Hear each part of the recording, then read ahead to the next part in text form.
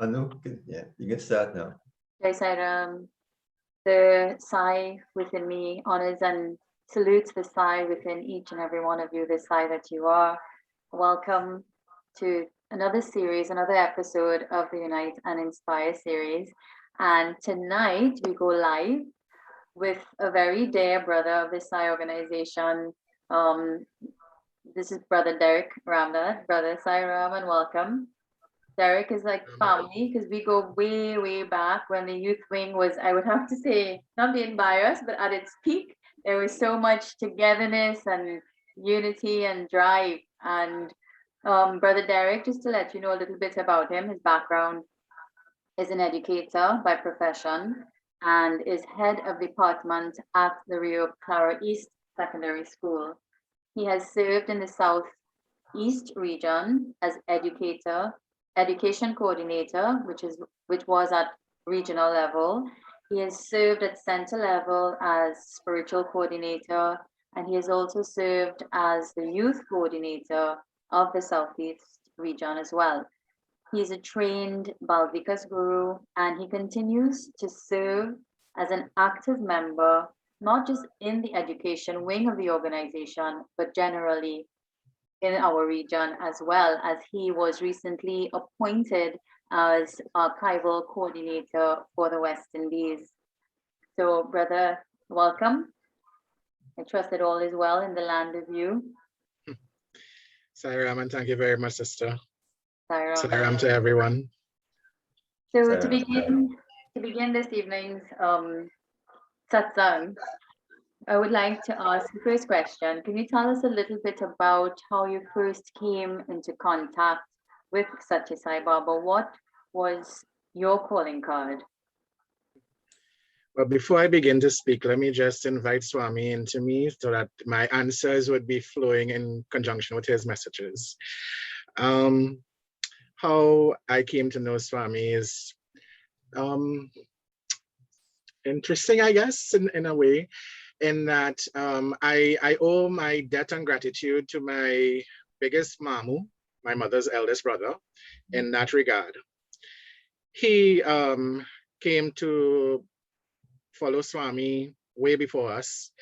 And when I was a little boy, he had given my mom a picture of Swami that was hung in our house. And I remember that as a child, I don't know for what reason, I would find myself standing in front of that picture of Swami, curious about who this person was because I had not a clue, did not know anything about him, but I could not take my eyes off him. And I would stand there for, I guess, I don't know how long, and look at his picture. And well, at that point in time in my life, I was more involved in our temple, in our Sanatana Dharam temple, and I was a part of the youth group there. And I remember at one point in time having some discussions with someone in the temple group, and it blurted out from my mouth just like that. I don't know why, because I did not intend it to come out, but something led me to say, you know what, I think I am just going to go to Sai Satsang. I knew my uncle used to be there at Sai Satsang and whatnot. And I said, okay, I think I'll just go. So one day I actually got up, prepared myself, and I went to Satsang at Rio Claro Sai Center. And I sat down and I remained sitting, and I've never left since then. Lovely, thank you. And so, but Derek, were you always, even at the Sanatan temple, were you always involved like in singing and different aspects of the youth wing then as well? Or was this always a passion that you had within you? Yes, back then I was a part of the Kirtan group of the temple, so we would sing as well there, and the various activities that we undertook, I was always a part of it. So yeah, that was always a part of me. Actually, as you say that, I do remember that one of the feelings that I got around that time when I came to Sai Satsang is there has to be something more than just singing in the temple. there must be more that God expects of us. And I think that was one of the reasons as well that I made that change of pace. And how old were you at that time? Huh. If I remember correctly, I think I was about 21, 22, somewhere around there. Okay, Mhm. nice. And over the years, can you kindly share with us two of your most memorable experiences that you would have had with our mother side? Okay. The greatest experience I had with him was on my first trip to Prashanti. Now, we've always heard that you are never called to Prashanti unless Swami himself has called you, right? So to even get there on the first was also another blessing. And I saw his call in it as well. We were actually doing blood donation save at Sai Center. And I was sitting with Dr. and Mrs. Rampal and a couple of other people. And Mrs. Rampal, who is one of my greatest mentors, by the way, just like that, she said, well, we're going to Prashanti in August, in July. Why don't you come with us? And I was like, whoa, where did this come from? Right? So I seized the opportunity. I said, okay, this is it. I know I have to go. I have to go. So I got on a plane with them in July 2002, and we went to Prashanti. So on that plane trip, I took a book with me to read called My Life is My Message by Charlene Leslie Chaden. And I was totally engrossed in that book while I was going. And somewhere in the book, she had written that when we get to Prashanti, it's all fine until you begin to get the fever. What is that fever? The I want an interview fever. And I tell myself, no. I am not going there for that. I don't need an interview with Swami. I just need to see him. I am not going to get into that. So when we got to Prashanti, we met up with some other Trinidadian devotees. Dr. Rajak was there together with his wife, and Uncle Lal Paladi was also there, and we all became part of a group. And so we would sit together in Darshan in the Kowant Hall. But for some reason, around the third week that I was there, we were there for about 4 weeks, I think, 4 or 6 weeks. I got the fever. I got the fever bad because I was seeing that everyone else around me was actually reaching out, and Swami was taking their letters, he was talking to them. And apart from that, they were getting front row darshans. And you all know how for those of us who have been to Prashanti, how we crave that front line, right? I began to crave the front line, and for some strange reason, that entire time, I could only get second line and third line. I would never get the first line. And I remember, I think it was Uncle Al Paladi saying, you need to make the effort towards Swami if you expect him to come toward you. It made sense to me at the time. And although I hadn't planned to, I wrote a letter to Swami asking for his darshan and his blessings and whatnot. And I used to go walk with that to the Kulwant Hall every morning, together with letters that I had brought with me from other members of the Rukarasai Center. And we got to the last week of the visit, and it was just a mere few days before we had to go home.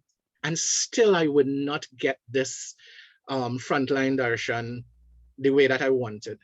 And so one day we were, after darshan, we were walking back to our rooms in, I think it was N6 at that time, for those of you who know. And we got to the square where the coconuts are being sold behind the roundhouse. I think you all would know that very familiar place. At the time, it was not the beautiful square it was now. It was more or less sand, and there was some rocky benches and whatnot that you could sit on. And as we were walking up, I spoke to my friend as we were going, and I said, why? Why is Swami not paying attention to me? What is wrong? Is it that I do not love Swami enough, and that is why he's not coming? And my friend, I think he just replied, that may be it. As soon as I heard those words, sister, I began to cry. I threw myself on one of the benches there on the square and I literally howled. I howled. I cried. I could not stop crying. Right. I had, well, we had all made friends with a Guyanese family. Sister Yurita Ramjiawan and her brother Jared and their parents. And they passed us and they saw me crying and they stopped, of course. And, you know, they were trying to comfort me and find out from me what was wrong. Why am I crying? Why am I? And every time I opened my mouth, I could not do anything but cry more. So they just took me up and they took me to their room and they made tea for me. And I cried for an entire half a day. I kid you not, I cried. Just because I thought I did not love Swami. The second to last day before we had to come home, I got front row darshan. Wow, that was the first wow, front row. The biggest wow after that is when Swami came out for darshan. And at that point in time, Swami was not yet in his wheelchair, so he was walking. Swami walked and came straight up to me. And every time I recount this, the hair stands on my head. And Swami walked straight up to me and stopped and just stood there for what seemed to me like an eternity. I was there, I was holding my letters in my hand like this, the letters from the center together with the one I had written. I did not even reach out and offer it to Swami. I just looked up into his face, and to me, I was lost in infinity. I couldn't go anywhere else. I was fixed where I was. Swami himself looked down, reached down and took the letters from my hand. And he stood there for another 2 or 3 minutes, I think. Well, to me, it seemed like that. And then he turned and he walked towards the mandir. Sister, as soon as he left me, I literally thought I was going to have a heart attack because I felt my heart just literally expand to the point where my chest was hurting and I grabbed my chest because of the joy and I can't even begin to describe the feelings that was going on at that point in time, but I know that my chest began to hurt. I think literally my heart chakra had expanded 3 times that size, its size that day. Kind of like Dr. Seuss and the Grinch. But that was the best experience I had with Swami himself. Now, I've never had an interview to say that I've actually been into the interview room and had that personal contact with him. But that for me was my contact. The second best experience I had was being part of the International Youth Choir in 2007 when you and I and Sister Asha and the others attended the World Conference, and we were able to sit in the hall and offer songs of love to Swami. All I remember after getting up from that darshan where we had offered, where Swami himself had actually stood up, looked at all of us and gave us his most beautiful smile and said, very happy, very happy. I remember just going into a trance, into a daze. I walked out of the hall. I was in tears and I did not want to speak to anyone for that entire evening. I was just so maxed out on the bliss that I remained like that for quite a while. Those were 2 of my best experiences with Swami. I don't know if you recall, brother, when Swami actually said in English, and I remember the next day, you know, they will have his divine messages printed, and we all ran for it because Swami said in English, I love you. I love you all. And I think, you know, we just wanted to get a copy of that message. And very disappointingly, it was not those few words, I love you, was not in that message. It was only those of us who were present in that hall. It was really an amazing, amazing time. It was. But and can I in fact, sorry, go ahead. No, you go ahead. You go ahead. Okay. at that point in time, I don't know if you all could hold on. My virtual background is blocking me. Let me just stop it. When he said that to us, that he was very happy, I actually, he had stood up.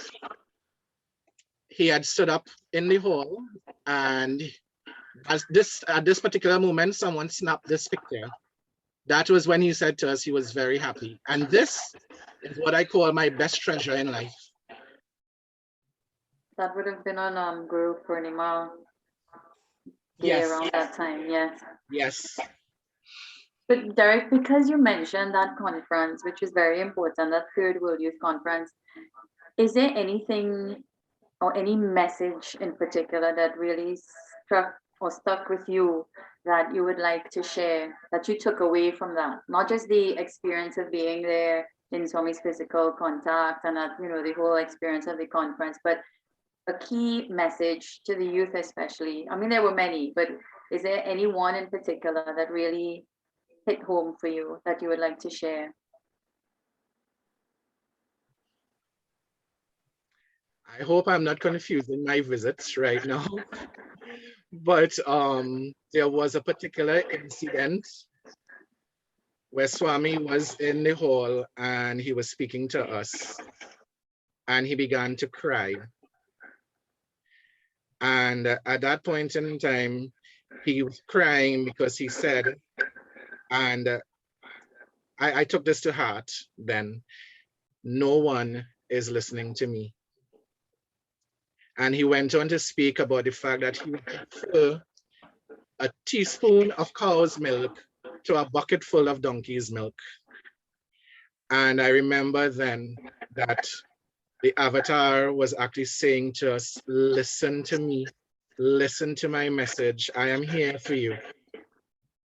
Right. And I think that was one of the biggest messages that I took away from Prashanti at that point in time. Thank you.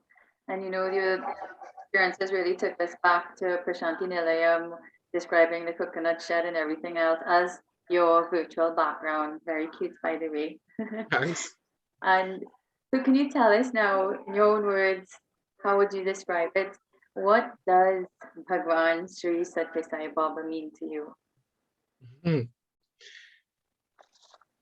Swami means love, first and foremost. He means love. Swami is love. Love is Swami. And Swami has, as I realized later on, I guess as you get older, you get a little more wisdom. Swami has never been away from me. I may have been away from Swami at one level, but Swami has never been away from me. So one of the biggest things since beginning to follow Swami, and this is another lesson that I took away from that first visit, not the World Youth Conference. After my first visit to Swami, I'll share this with you. I came back home. Well, of course, that was 2002. In 2003, it was coming to Easter. And from ever since, I'd always loved looking at my biblical shows around Easter time. And there was a show going on about the crucifixion of Jesus. And all of a sudden, it dawned on me. Having experienced the divinity and the love in 2002, it dawned on me, you know, this is what it meant to actually give up your divine son to die for us. This is what divine love is. And I guess I'm a crier at heart, sister, because I cried again that day looking at the message, at the Easter message, and thinking, this is love. And another part of that is that Swami has always exhorted to us that I am divine, yes, but you are also divine. The thing is that we are yet to realize it, and that's part of our mission. And so since coming to him and beginning to learn his message, I have been trying to practice seeing Swami in everyone and everything. Right. And that is one of the biggest influences in my life, actually, that I should see Swami in all of creation, animate and inanimate. And believe it or not, since then, and taking that message to heart, life is different. It's definitely different because where pre-Swami, maybe I might get upset with people and, lash out, want to hurt people in anger and that sort of thing and whatnot. Now, before anything like that happens, I would actually think to myself, no. I need to understand where this person is coming from, why they're behaving the way they're behaving. But I also need to remember that they are Swami as well.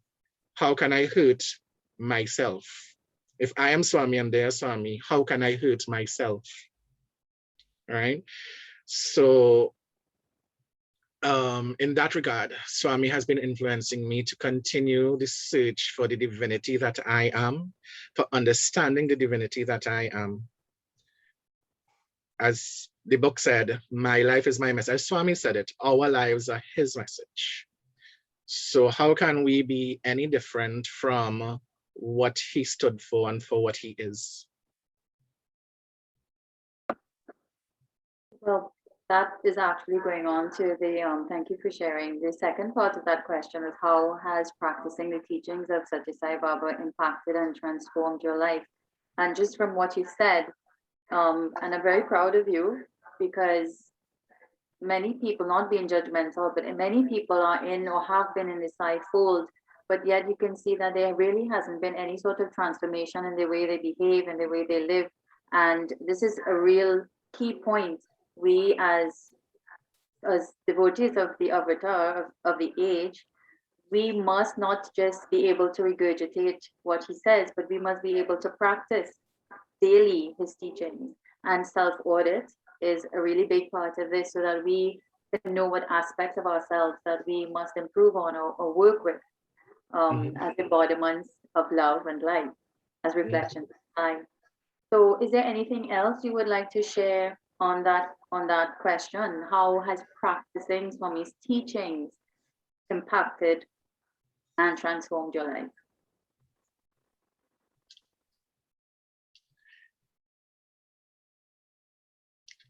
Well, actually, I think I said the biggest chunk of it in that we need to practice the message. We need to be love, and we need to be love in action.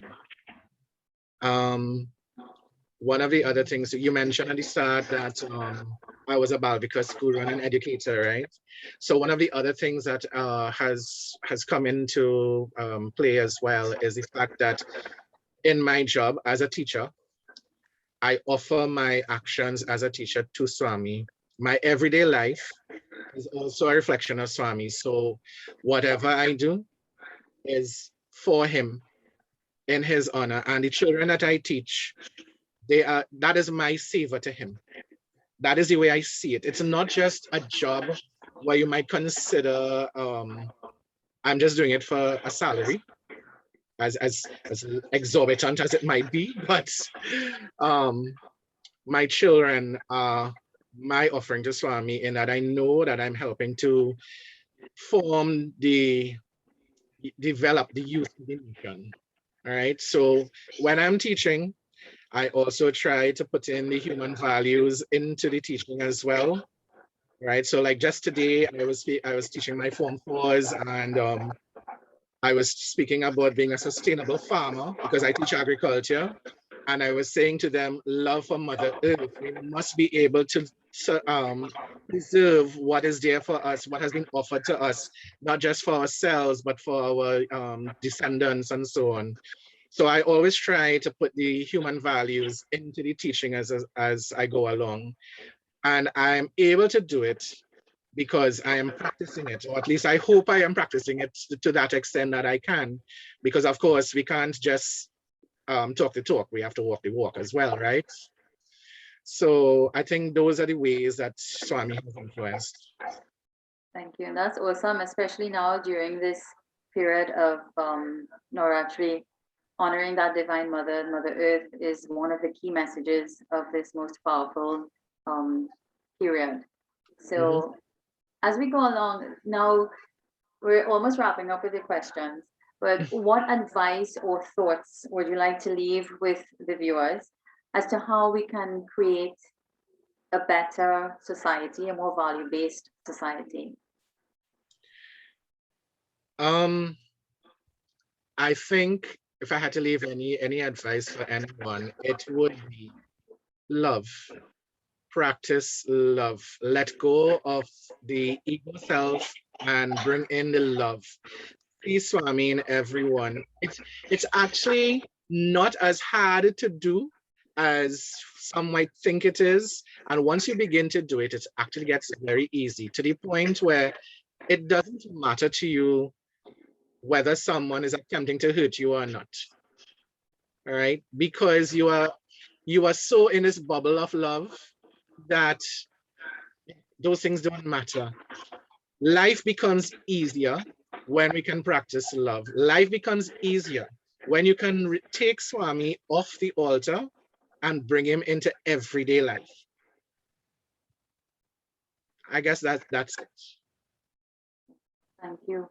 And Brother Derek, I am totally happy that you're here today, because since we've been running these episodes of Unite and Inspire, you're the first youth who has been to that Third World Youth Conference in 2007 that we've featured. I want to just ask you a question. Were you, or do you remember that one particular day where Swami said to us, if you want to know what true love is, then be at the hall at 1 p.m. And then somebody else comes and says, Swami will be at the stadium. There will be a basketball game.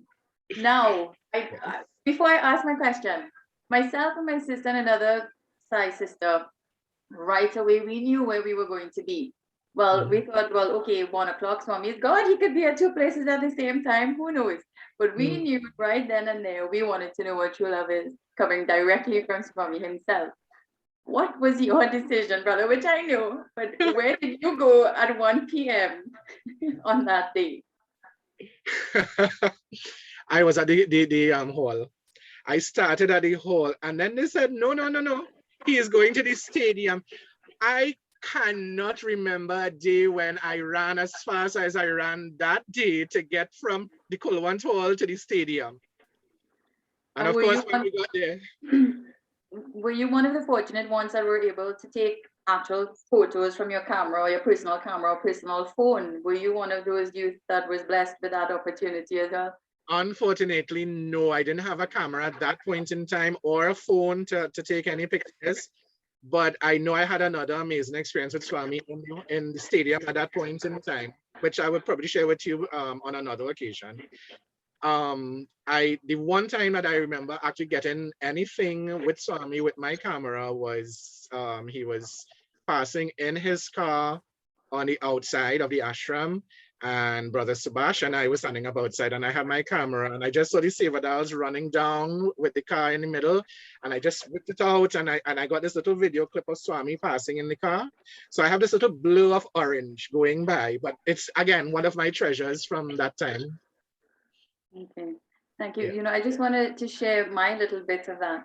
There was a handful of girls that stayed at the VIP gates of the Kulwant Hall waiting for Swami, because he says, and God's word is God's word. He said, if you want to know what true love is, then you be here at 1 p.m. And we were there.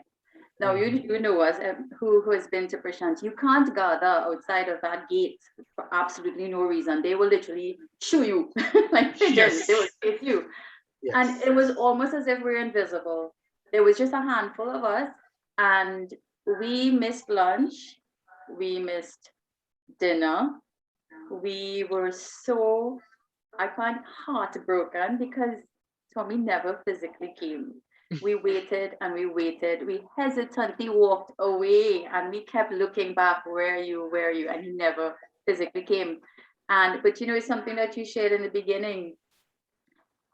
Only after that experience, then you realize it's in that yearning is when you experience that true love, what true love is. When we experienced, it didn't matter, food didn't matter, water didn't matter, the heat didn't matter, absolutely nothing. All we wanted at that time was our Lord. So I know there's so much more we can share about that conference. It was just a truly magical time. So now I would like to open the floor for rest of our viewers who are on the call to share or ask our brother anything that you would like to at this point. Sairam. Sam, Sister Anu, and Derek, it was really nice to listen to your experiences. One thing I want to ask you, Derek, is I know this year you had a tragedy in your life. You lost your dad in a very tragic manner, and my condolences. We had a conversation before about this, but I want to ask you, how are you coping with that, and how is Swami helping you to cope with that? Because maybe you could share that experience with us. Yeah, Simon. Okay. Yes, I did have that tragedy happen to me in July. And from then to now, Uncle, it definitely has not been an easy time. But I definitely do know that if Swami had not been my rock, it would have been much worse. And I think he was there from beginning to now, where that was concerned, because I remember that they had placed my father in the ambulance to take him to the hospital. And they told me to go in and see him because they knew that he was going to leave. And I went in. Under the stress and emotions that I were going under at that point in time, I was still able to hold his hand. And I looked at him and I chanted the Gayatri mantra at that point in time, because at that exact moment, I was holding on to Swami and to the Gayatri and offering on behalf of my father.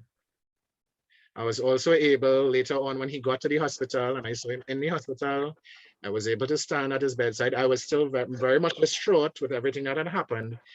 And I continued to chant the Gayatri at his bedside. Afterward, at the funeral, I spoke. But before I spoke, again, I said, Swami, grant me the strength. It is only you that could comfort and take me through this at this point in time. Swami did not leave my thoughts in that moment of my father's dying. Swami did not leave me at the funeral. And in the days past, yes, it has been somewhat difficult to cope. But at the worst of times, I would turn to him and I would, seek my solace and my comfort from him. And so far, it's been going pretty okay, I should say. I'm smiling this evening. I was not able to smile for a little while, I could say that. But definitely, without Swami, it would have been much worse. For myself, for my mother, for my brother, it would have been much worse. Sarah, brother, and I know Swami is our father. He's our eternal father. He is our father who has been there in our many, many lifetimes.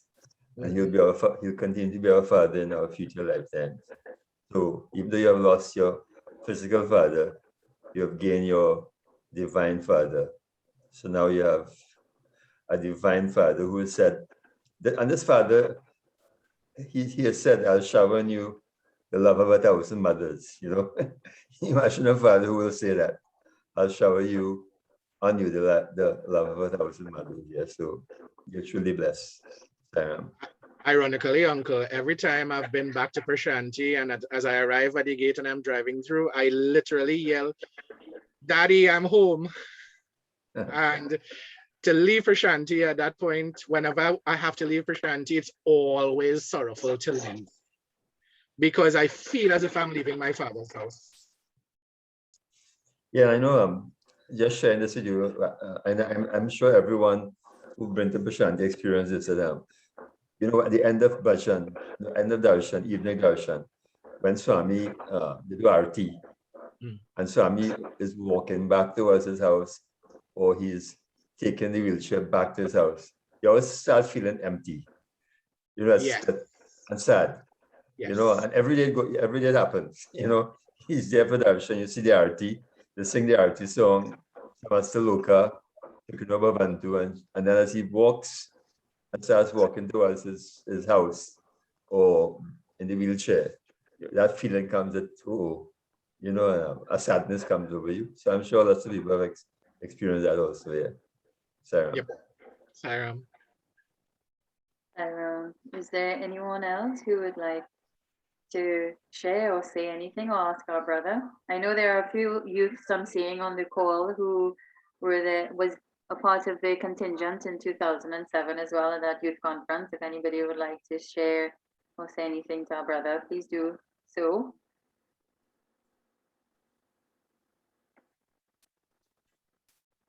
I see our sister Karuna. Or Derek, is there anyone you would like to ask? Start with. Not really, but yes, as you said, that somebody said, yeah, just going to say Sairam to every one of them and letting them know that I miss them very much because they're all very dear to my heart. Now that I'm no longer a youth, some of us, I think, are no longer youth. We are no longer in that group setting. So it's sad that we're not like that now.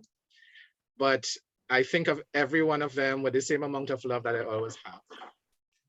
Vidal is there. Vidal. Well, Vidal is the eternal youth.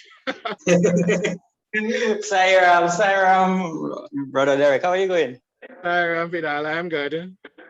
I must say it has been a pleasure listening to you and sharing those experiences, but I feel you have so much more to share because I experienced of a lot of the times, I mean, over the last 20 plus years, we've been together in the organization. And I mean, I would like you to dig a little deeper and probably share some of the local experiences you had with some of the young adults and, you know, what it meant to you.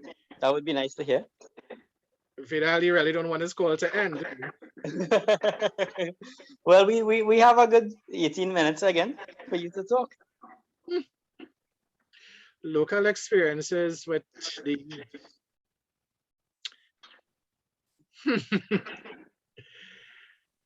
the youth to me for the entire duration of time that I've been with them, when we were all youth YAs, became my family, and I still consider them my family. As you know yourself, Sister Anu and Sister Asha.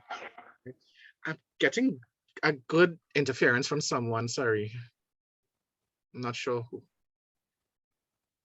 Okay. Yeah, so that time that we spent together, our times in Prashanti, our times in Trinidad, have been some of the awesomest times in my life, I should say. I remember when we said spirituality is meant to be enjoyed. Spirituality is you know, to be enjoyed, not to have the castor oil face that Swami spoke about and whatnot. And as young adults, I think we went about really enjoying our spirituality. The moments that we spent on stage in Sai and I, making our offerings to Swami, all those bhajans, all those practices, all the plays, they are just like gems in my mind, you know. For those, I know many of people have told me, in fact, they no longer look at my Facebook page because every day I'm sharing memories. The memories that come up on Facebook, and every day is usually the memories with the youth that comes up, right? Even you, Vidal, I think a picture with you and I and a couple others came up. Either it was this morning or yesterday, and I shared it, right? Yeah, I think it was yesterday. I saw that too. I think it was a sibling Dasara as Navaratri is going on now. I think it was one of the festivals. Yeah. So you all are family, but you know, like in any family, there's always a grinding of egos against each other. In fact, in any group, there's always a grinding of egos. And so we've had our ups, we've had our downs, but at the end, we've always been together as children of Sai. And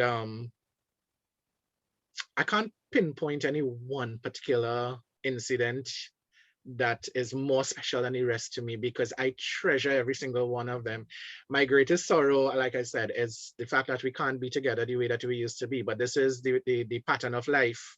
We have comings and goings. We have change all the time, right? In fact, I think is it Neil Donald Walsh that talks about the process of Godding. And in the process of Godding, there is change. So change is the one constant that God has assured us of. So we're all on our different paths now. You want And to say something, Vidal? Derek, I remember you. Well, I'm from the North region, and you are from the Rio Claro region.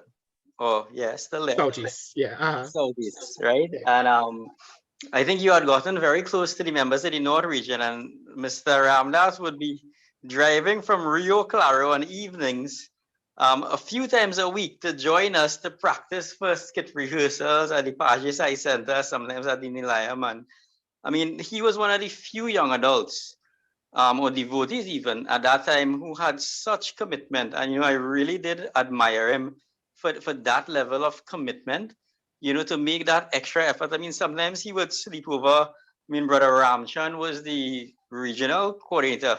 He might sleep over by I think Subhash. Sometimes he used to night over by Subhash and then get up early in the morning to go back to school to teach or lecture. So I mean, I want to say kudos to that because I think in that process we all really did become like one Sai family. Yeah, And definitely. looking back now 20 years, you realize those are the moments that make life important. Those memories, those strivings, those emotions, and it's really something that you could look back and appreciate now. Yes. Or as you mentioned, memories. One special memory was our trip to Guyana. In fact, we made 2 trips to Guyana, and the second one was to Divine Showers. And it was truly a memorable thing to meet with other young adults in Guyana and Suriname. Brother Ajay, you were there as well, weren't you? Yes. So that I remember was so awesome that we were all together as a region, and we made cultural offerings on that trip as well. But also I remembered we had one massive blissed out bhajan session where we were just belting out bhajans one after the other. And I think it could have gone on ad infinitum if we had not stopped. That was a very special moment. So I just want to mention Guyana. It's a beautiful country. I totally loved it. And no offense, Trinis, but no one can make a daiquiri like a Guyanese person. I'm sorry.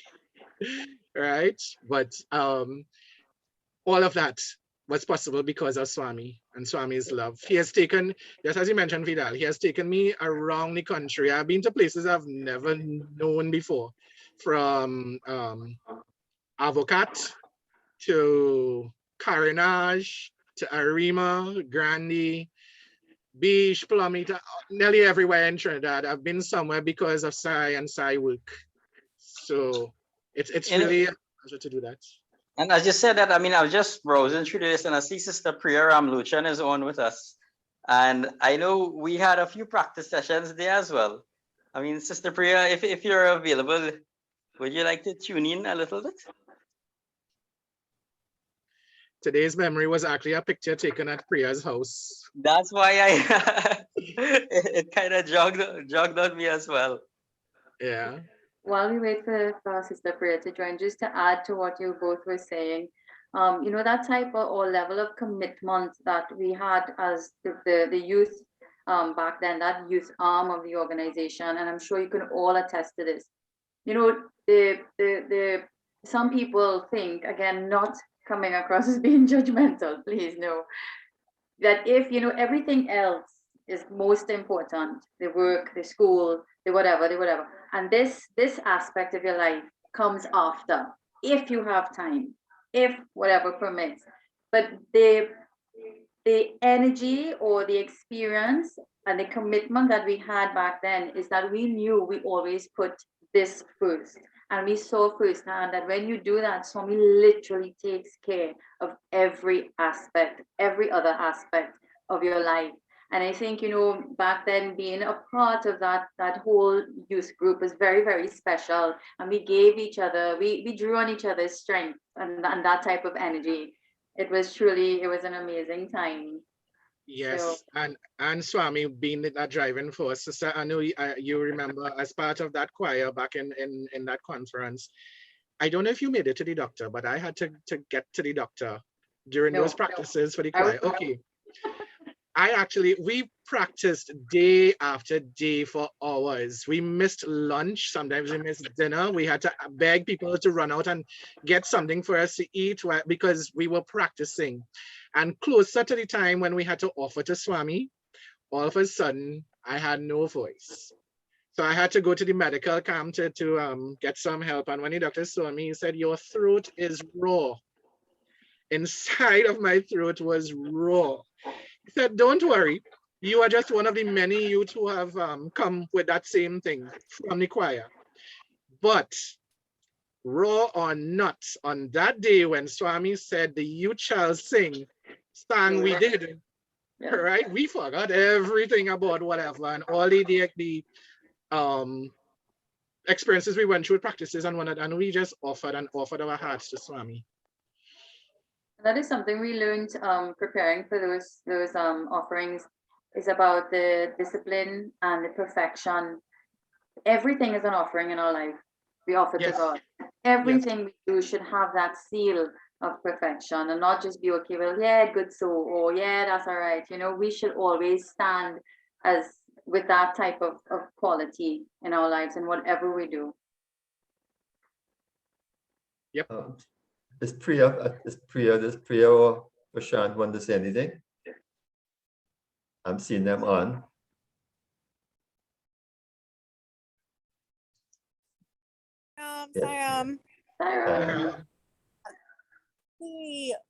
This evening was so good. Derek, I know we haven't seen each other for quite a while, but you somehow managed to transport us back to Prashanti, to Guyana, and all over Trinidad. We had so many wonderful memories together. And I know at one point we used to joke about Derek being omnipresent because he was one person you never had to ask twice. He was always there. And I don't know how you used to manage those long drives back home, Derek. I know sometimes you used to pull over and take a nap. Surely Swami was always with you on those drives, and you were really an inspiration with your commitment. And I know we had so many fun memories with practice sessions at our home in Pinal as well. I think your memory this morning was a lot of the youth here for a satsang we had home here many years ago. And yeah, I really, it's always refreshing, I think, when you share those memories and just, you know, the unity that we had back then. It's always so good to take those trips down memory lane. Thank you so much, Derek, for capturing so many of those moments. It's not always easy to stand in front of people with a camera, but you were always there capturing everything. So thank you so much for that. And thank you for sharing your journey with Sai, with all of us this evening. Thank you very much, Priya. And the love that I experienced from you, Prashant, and your mom and dad, and your grandmother, that is still with me and always with me, because you all are still among my favorite people. And as she mentioned, the trips and the practices and whatnot, yes, it is true. Going to North and coming back to Rio Claro and whatnot. Some years prior to joining the organization, I had actually been in a car accident and written off a car because I slept away at the wheel, right? And I caused an accident. So I learned back then that if I am driving and I get sleepy, I am not risking it. I will pull aside. I usually look for a street light and make sure the car is locked, and I will take a nap, and I'll say, Swami, you just look after everything until, right? Side joke, the police have run me from my sleeping spot many times, right? But I know that Swami has been with me every step of the way, making those going and coming. But Derek, please don't try that now, right? Because you could get charged, right? Well, I ain't going nowhere that to get caught after 10, so that's for sure. Yeah, I was just joking. Yeah. I know maybe you can ask someone from Guyana who had memories of the summer showers, the divine showers. But anyone from Ghana who was present at that time would like to share? Uncle Vishnu? Yes, Sairam, everybody. Sorry. Sairam, are we here? Yeah. Fond memories of divine showers, Brother Derek. Yep. And Brother Ajay and Dr. Gautam, Sister Narada, all of you were here in Guyana. But 2012 to now, there has been changes. And whether in Trinidad or Guyana, there has been changes. But it's all Swami's work. And first, Brother Derek, I like your drive, I like your passion. And your commitment is really inspiring to me. One of the things I'm learning from you here is that you are omnipresent. You're always in the photograph, you're always with the camera or something like that. Maybe that's why you have been appointed the archival director or the archival coordinator. I wish you well. Unfortunately or fortunately, your daddy is with Swami. Don't worry. Divine Showers in 2012, I was responsible for accommodation. And I'm sure that you had a good rest those 3 nights. And the food was good too, I know. The food was awesome. And the transportation was well taken care of. Those areas were my responsibility. One of the sad things I now recall in reminiscing is that we hadn't an official photographer for that divine shower. And whatever photographs we can put together, I hope, will be very useful for your archival records of divine showers, whether for Guyana or for the SSIO West Indies. Give it a thought, brother. To you and your loved ones and to all the members of the SSIO Trinidad and Tobago, we wish you well. Sairam. Thank you very much, Uncle. Let me put your mind at rest a little bit. I did take my camera on that trip. I have well over 400 or 500 pictures of that trip. And if you join my Facebook page, you will see 3 albums: Divine Showers Day 1, Divine Showers Day 2, and Divine Showers Day 3. Everything from the plane descending straight down to the 7 curry in the leaf. Everything is there, including the cultural offering. Great. That was a wonderful cultural evening with Guyanese young people, young adults, and the Trinidadians. I'm happy to see my brother Rajinder with the T-shirt. You know, I like that. I like that. This is our uniform actually in the Sai organization, and it's good if we can get one instead of 2012. Now let's be at 2021. Now, you know, let's do something about that. The Ramjiwan family, you would like to know, I'm certain. Uncle Ramjiwan and Sister Darty are with Swami. Yes. But the children, Eureka and Gerard, are living in New York.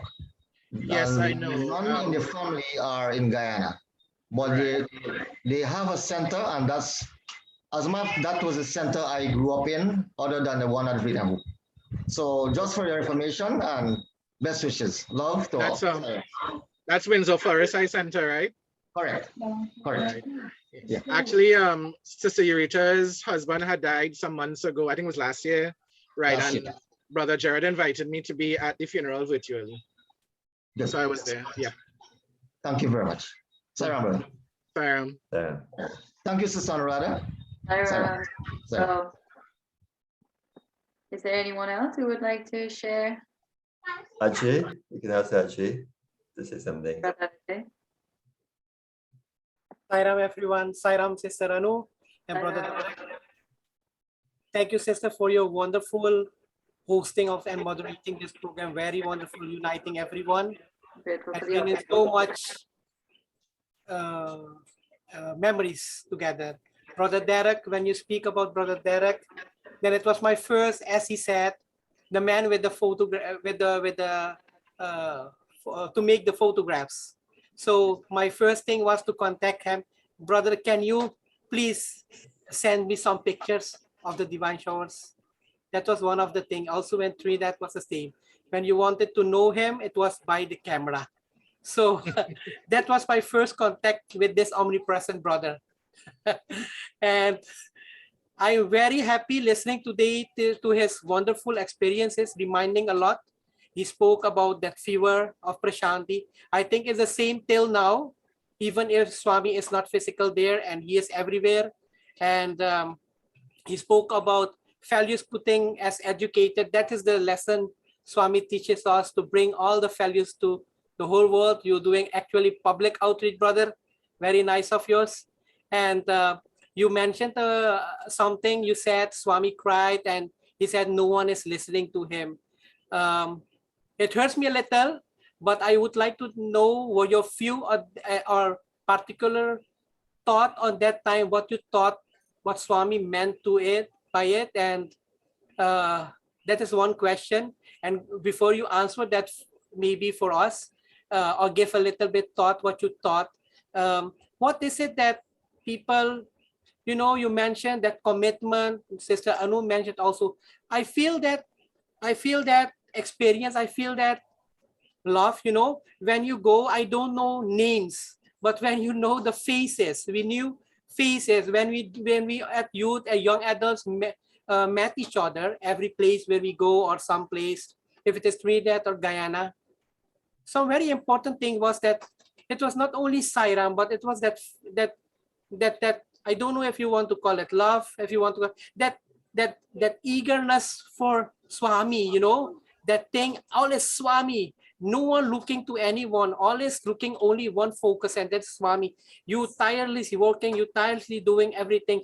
I miss this commitment with young adults nowadays. Sorry to say that, but I don't know how we can help. Maybe this is a way by Unite and Inspire, but help them feel, experience, and understand this. Because I think the young adults are the future, and we have to gather them. As brother is now the archival committee coordinator, I think is the best person with his camera to do this all as omnipresent person. So bring all together, and maybe that love.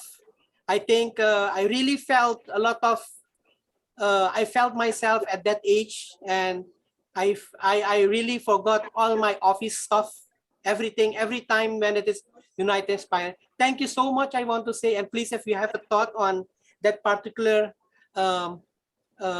saying of Swami, no one listening to him.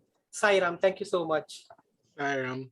Okay, let me work backward. Before I begin with Ajay, I see Auntie Kunti has put something in the chat.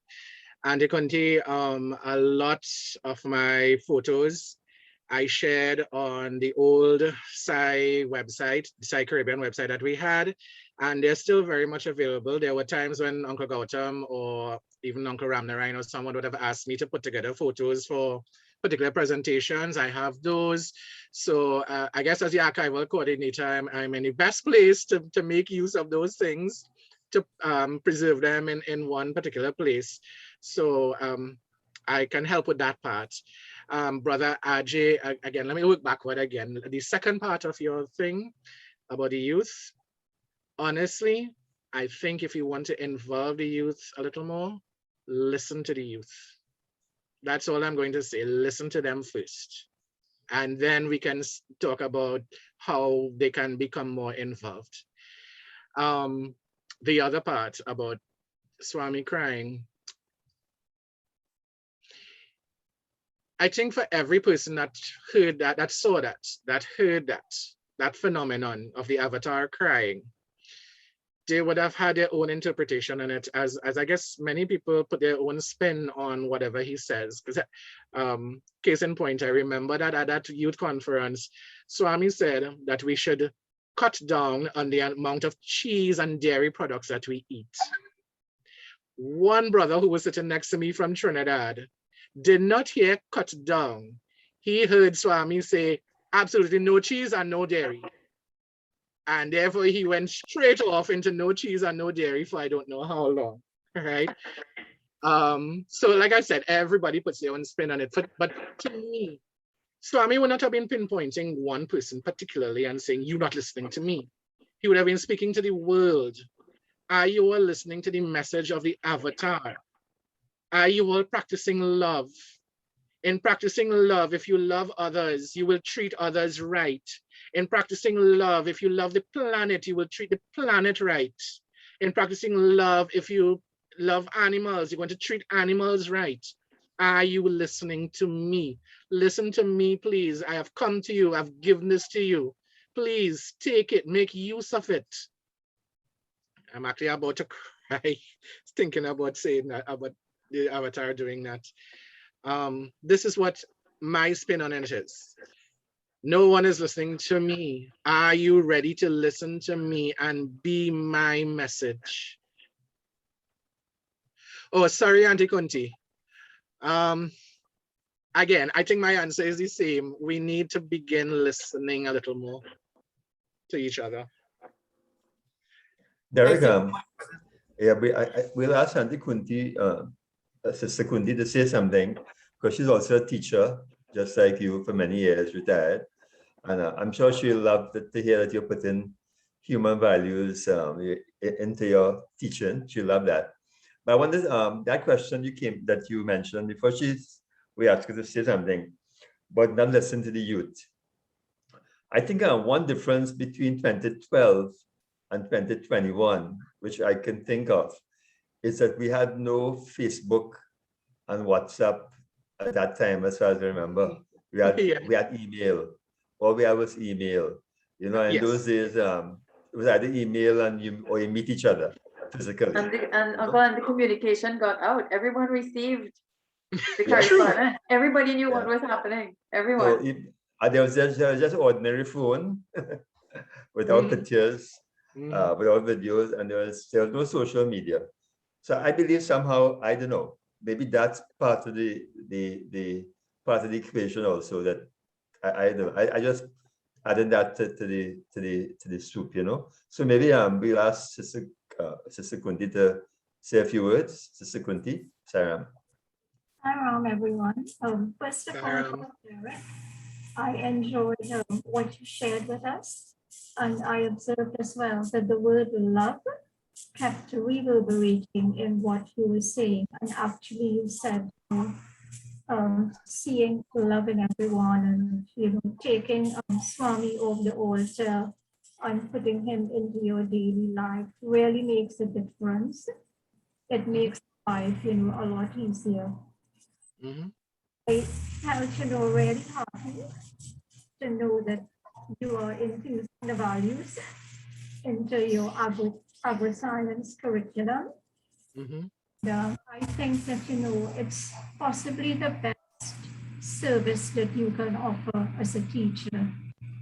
When you're a teacher, you are well placed to serve the children, and you for every little example, you can look for every little thing that you are doing to try and give positive messages to the children.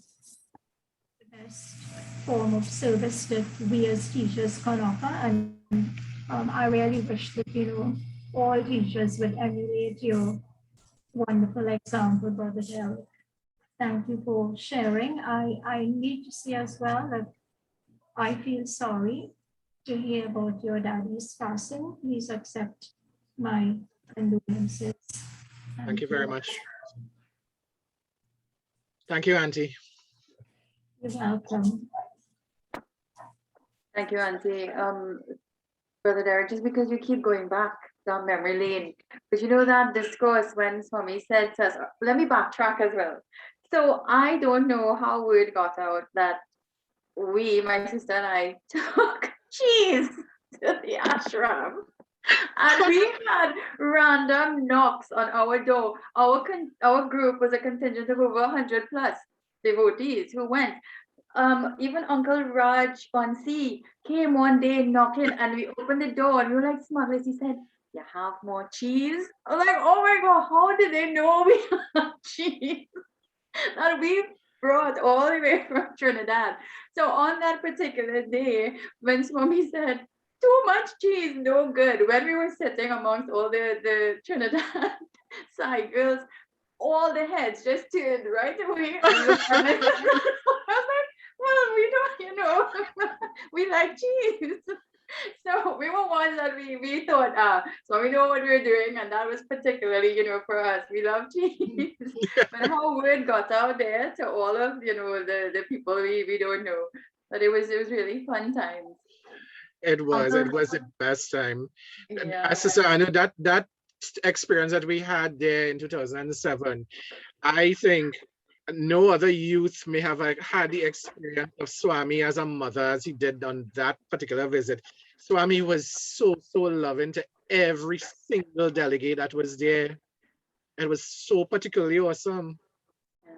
And we have to just say, we're blessed indeed, all of us, to have come to know and love God while he walked the face of the earth. And the only thing as a child, what we can do is to live up to that responsibility that he's placed on us, or the confidence that he has in us, to be active participants in his divine mission. So I saw Uncle Vishnu, your hand was up. Did you want to share something again? You can ask, yeah, I think his hand went down, but you can ask Okay. Brother Rajendra. But before you do that, Sister Anu, I remember Derek, 2007 was the year I became president. And I remember also the intense practice you all used to have. I remember you all were also learning to chant the Vedas. There was some young adult, a Baba student, I think, who was living in Trinidad at the time. Brother Upstairs in the Nilayam, we used to have Veda chanting, I think once a week, or I don't know how often. You remember that? I can't remember. Yeah, we learned Chani Narayan Suktam from him, Brother Ishwar Prasad. Yeah. Yeah, that was the start of our experience with Veda chanting, and from there we branched into the Rudram. Yep. Brother Rajendra? Sarah.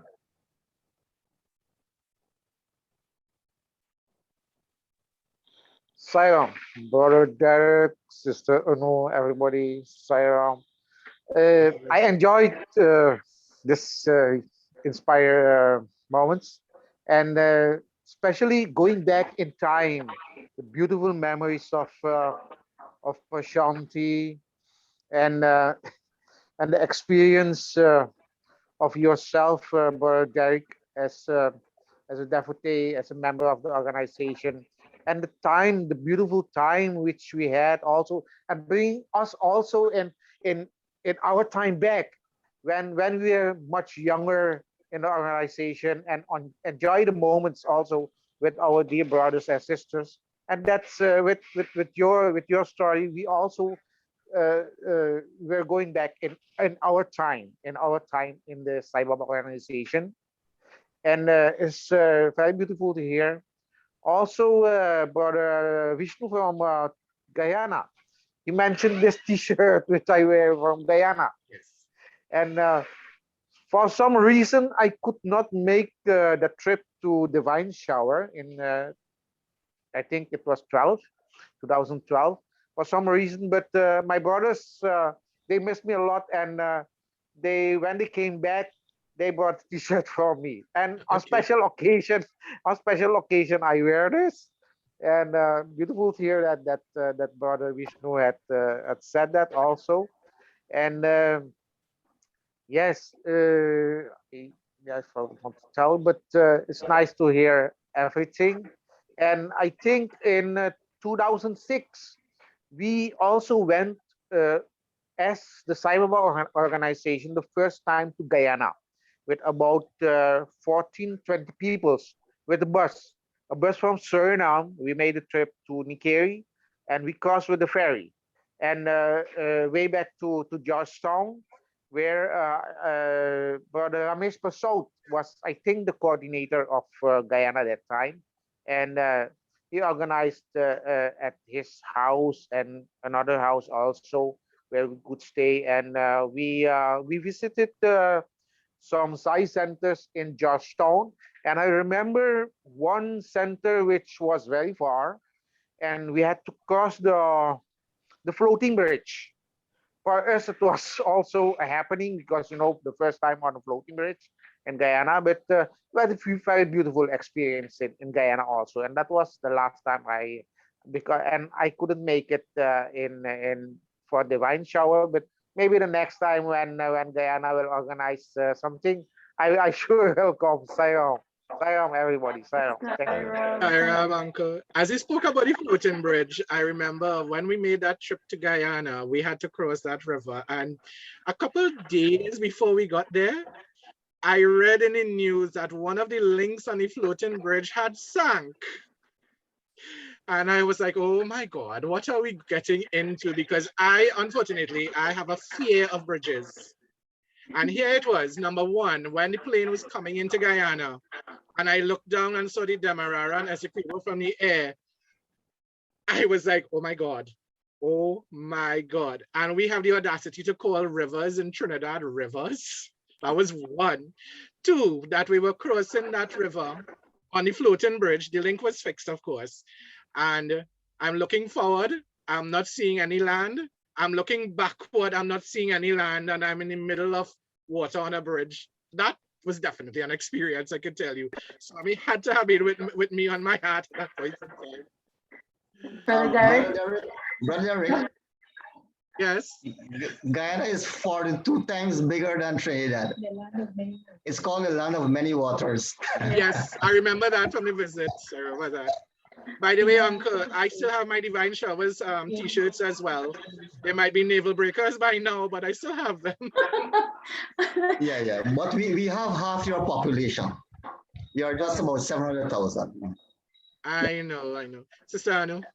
Brother, I blame you for this, okay? But you really juggled my memory. Uncle Vishnu, before you go up, where, for Divine Showers, remind me again exactly where we stayed. What was that place? GSA, Guyana School of Agriculture. Right. No, I'm going to let you all, I'm going to confess, right? Only those who were present at the time, there were a few bloopers. We come every morning for the schedules, and we all put together very nicely, and we do our sadhanas and the different aspects of the programs. But there were a lot of things that went on behind the scenes that nobody really knew, because the girls that were staying in that room, I was on the top bunk, and in the middle of the night, all we heard screams of frog. And I am really hesitant to jump off of the bed. We called one of the brothers from, I don't know where he came from. And we knew he was tricking us because he just came into the room and he did his hand like this. And he said, yes, I got it. And he ran out. And we're like, we're not children. We knew he didn't get that frog. And then there was another, I don't know if you had heard about this, Uncle Vishnu, but I was the one, I took my blow dryer on that trip. And in our room, now I've never shared this before outside of our circle in that room, but apparently a few people found out about it. And there were rumors that somebody set or almost caught the room on fire or something like that. And I stayed very quiet. We were all chuckling. I took my blow dryer on that trip, and in our room there was no electrical outlet. Now the building was all board, and so we looked around. We found one room with an electrical outlet. So I was really happy. The girls stayed with me. I plugged in my blow dryer, and then I'm busy blow dryer. Got to half my head. The other half never made it, and the entire outlet started to spark and smoke. And we just ran out of there so quickly. But I don't know how word came, people got word of that there was a fire, almost a fire. But there were so many fun things that happened behind the scenes that, it was really lovely.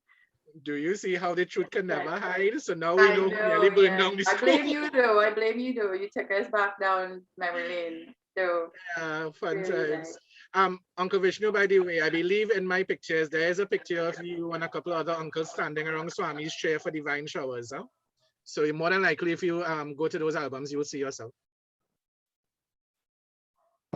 Thank you very much. No problem. Okay.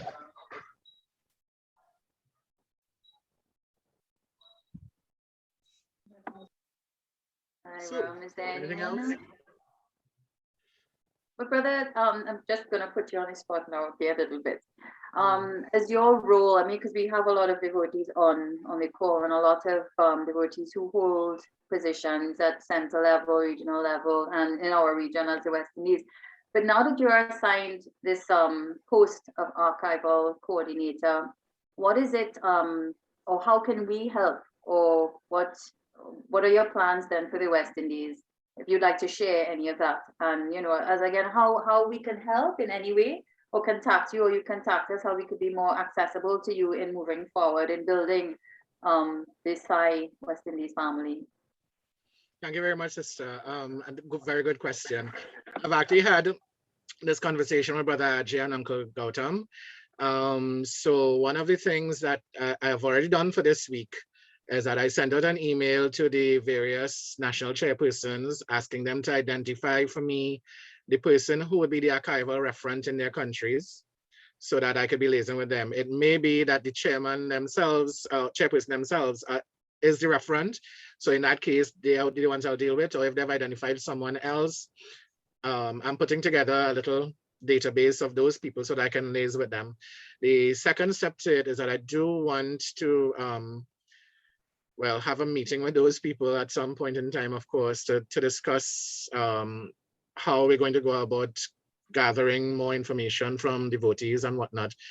Part of that is also going to be an online form that I am going to design that I would like to send out to Trinidad, number one, through Auntie Vinti, and send it out to the centers so that we can get like sort of an online database of devotees who are there and devotees who would be willing to share, right? And likewise, I would want to do the same in the different countries as well. Also, given the time that we're in, I'm sorry that it gets a little somber now. You realize that quite a few of our devotees are merging.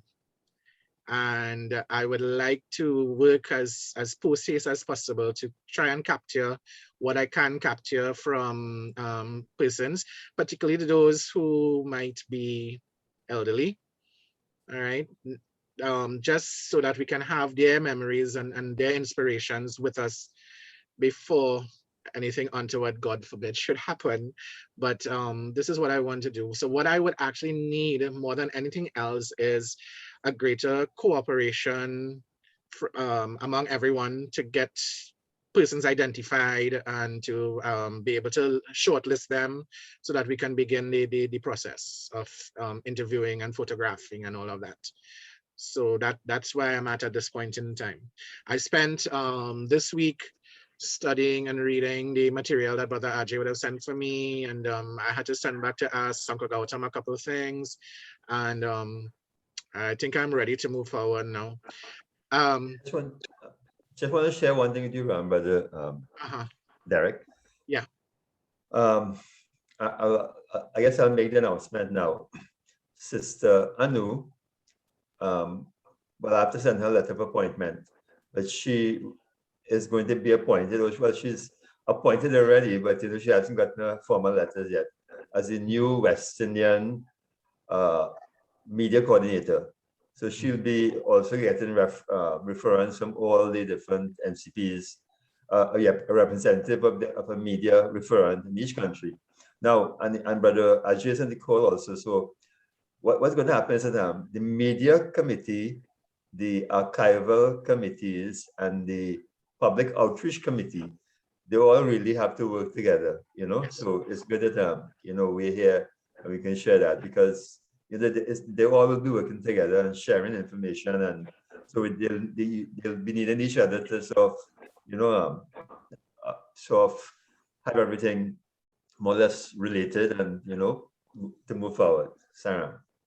So I want to congratulate Sister Anu also on her new appointment. Thank you for the opportunity. West Indian Regional Media Coordinator, Sarah. Thank you for the opportunity to serve. I'd just also like to say to all of you as devotees present on the call, if for some reason we haven't reached out to you to share, whether it's on this program or for archiving purposes, please don't think it's not because we don't want to hear from you. Please take the initiative and contact one of us. We want to hear from you. So just please bear that in mind. Contact us. Our doors are wide open. So I think we have come to end of this very beautiful session. Thank you, Anu, for you're doing a wonderful job, interviewing. You did a wonderful job interviewing Brother Derek, and want to thank Brother Derek also for sharing his beautiful experiences, and all of them, who have, I think the purpose, as I said on so many occasions, the archiving committee is so important because there's a whole generation of devotees who will be growing up and not having experienced Swami physically, and and every single devotee has a unique story, and every single devotee's story will become a page in that Sai Ramayana or that Sai Bible for future generations to come, and that's the great purpose of this archival committee, recording the experiences of each devotee, and each devotee has a unique experience, whether they saw Swami physically or whether they experienced Swami in their own homes or in their own countries, and that's very important to document,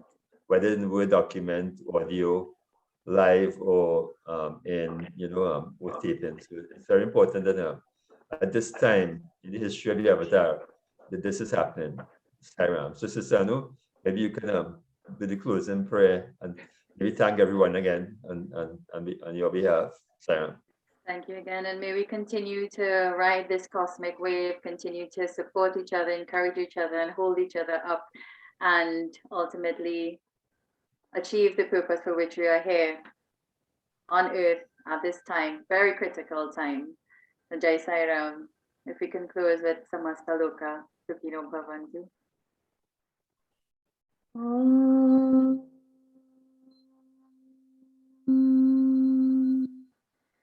Samasta Loka Sukhino Bhavantu. Samasta Loka Sukhino Bhavantu. Samasta Loka Sukhino Bhavantu. May all the beings in all of the worlds be happy. Om Shanti, Shanti, Shanti. Jai Sai Ram. Time everyone. And just a quick reminder, this Wednesday we have a study circle, Zoom study circle at 7 p.m. Brother Ajay will be the moderator, and it's going to be an Avatar Declaration Day. So I think he'll be sending out some questions for you, or soon. So we invite you all to attend, Sarah. And also one more thing, I want to remind you all that this weekend is Akhand Gayatri. Yes, so all are invited to be part of this very important global, function. It's a global program, 24 hours. So please take time off this weekend and be part of this global online Akhand Gayatri chanting for the welfare of the world. Saram, and bye, everyone. Bye-bye. Bye. Sai Ram, everyone. Sai Ram. Thank you, Derek. Sai Ram. Welcome.